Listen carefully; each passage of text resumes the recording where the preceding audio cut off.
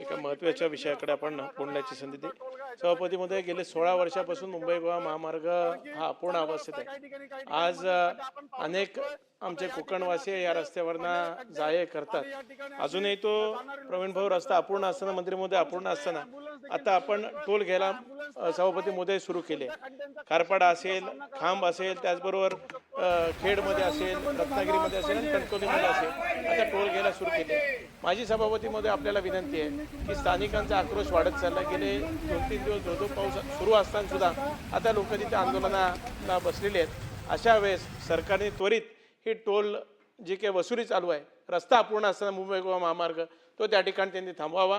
त्याचबरोबरच सभापती महोदय, स्थानिक जसं खारघरला आपण स्थानिक किंवा छोट्या वाहनांना आपण सवलत दिली, तशीच सवलत स्थानिक जे रहिवासी आहेत त्यांना सुद्धा ह्या टोलमधनं मिळावी, अशी माझी शासनाकडे मागणी आहे. ती लवकरात लवकर शासनाने पूर्ण करावी. त्याचबरोबरच पत्रकारांनी सुद्धा SM देशमुख साहेबांच्या नेतृत्वाखाली त्या ठिकाणी उपोषणमध्ये घेतलं. वारंवार सभापती महोदय आम्हाला तारखा दिल्या जातात, ह्या डिसेंबरपर्यंत पूर्ण होईल, हा डिसेंबरपर्यंत पूर्ण होईल.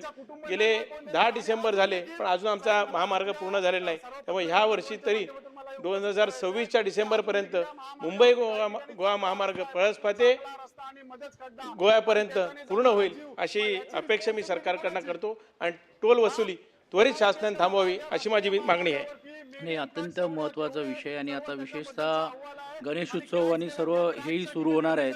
शासनाने याच्याबद्दल तातडीने दखल घ्यावी आणि संबंधित लोकांना बोलून घेऊन या वर्षामध्ये अखेर कसं तो हायवे पूर्ण होईल याची दखल घ्यावी. किरण सरनाईक.